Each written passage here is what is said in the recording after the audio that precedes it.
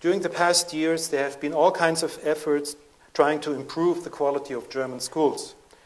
There are demands for more money, more evaluations, more teaching techniques, etc., etc.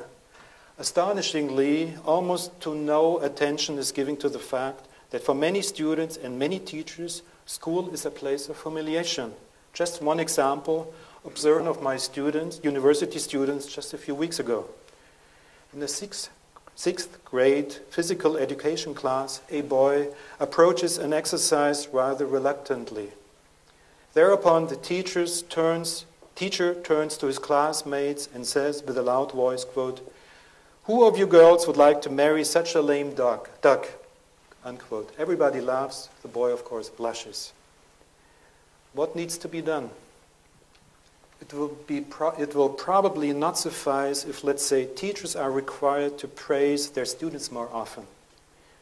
As long as lifelong learned and internalized patterns of behaviors are not made conscious and changed, old patterns will break through and dictate our actions, especially in stressful times. I exemplify this by a racist who may be forced to vocalize pro-black sentences. Hatred would still be expressed through his body language, tone of voice, attitude, etc.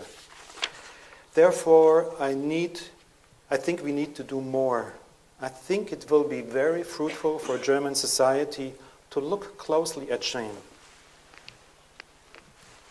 to make it a prominent issue, a topic of serious consideration, and to find conscious and constructive ways of dealing with it. This is the reason why I founded a project on shame, humiliation, and dignity. We are teaching seminars, lectures, and workshops for teachers and other professionals who work with people, such as theologians, psychotherapists, counselors, physicians, and many others. During these seminars, first of all, we inform participants about shame, what it is, how it works, etc. Astonishingly, shame has not been a topic, for example, in teachers' training. It's not a topic in society anyway. But even in teachers' training, it's not a topic. There's practically no literature to be found on the connection between shame, humiliation, dignity, and learning, because it does something with our brain. If I'm humiliated, I just can't think. I expressed that before. So there's no literature to be found, and it's not a topic yet. That's what we are trying to change. However, we go one step further. With our seminars, we are offering participants the opportunity to get in touch with their own shame stories, to get in touch with their memories of shameful moments in their lives. Please don't get me wrong.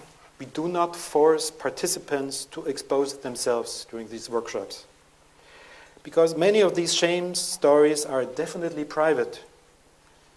Stories about the abuse, violations of intimacy, and others. So these stories do not belong to a workshop or seminar. Yet it is still valuable to be in touch with these memories. So part of the shame work, as I call it, takes place in the quiet, with self-reflection or recollective journaling or sharing with a peer. Yet there are other shame stories that definitely need to be addressed openly in a seminar or so. And many participants are very grateful for the opportunity to talk about them.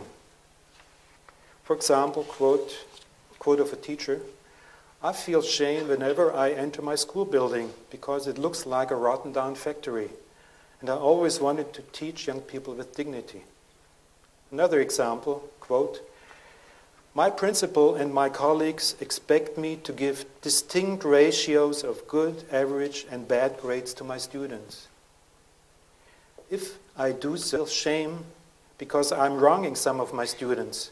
I want to foster all of the kids, and I think I'm good at that. But as soon as I give my students the grades they actually deserve, my colleagues banish me as being uncooperative. She forfeits belonging." There's something very moving and healing with this work. Recently, we had a one-day workshop with the teaching staff of a high school. There were about 55 teachers attending. After 1 hour, an older gentleman raised his hand and said, quote, When I heard about the title of this workshop, I was very skeptical. Shame, humiliation, and dignity. But listening to you, I just became aware that when I was a kid, how badly I had to suffer from the humiliations of my teachers. And I just became aware that I had been repeating such behaviors with my students for all these decades. This is what our work is about. As we get in touch with the shame we once experienced ourselves, we may become able to step out of the repetitive cycle of shame and humiliation. The teacher that I just quoted may not become a 100% friendly teacher overnight, but from this day on, he's aware of what he's doing. That's the response we often get. Well, I never thought about that. Yes, you're right. We never thought about it. He may relapse into his old patterns of teaching and humiliate his students occasionally, maybe. But now he knows, and so he will evolve constructive ways of dealing with his own shame story and develop more appreciative ways of interacting with his students. Shame work has the potential to uncage us, so we do not have to repeat to others what we once had to suffer ourselves. It is about interrupting the cycle of shame and humiliation which may go on for many, many generations. I've given many seminars in Central America. It becomes very obvious that lots of the shame in these cultures today goes back to the Mexican conquistadores. Shame about the Indian ancestors, many, many, many generations ago. And how can we stop this cycle? So we came a long way tonight. I started out by describing the hidden taboo stories of Nazi followers. Taboo because they were connected with immense shame in post-Nazi Germany. Interviewing Nazi bystanders and perpetrators, we trespassed that taboo and were confronted with toxic stories, leaving us, the interviewers, feeling ashamed.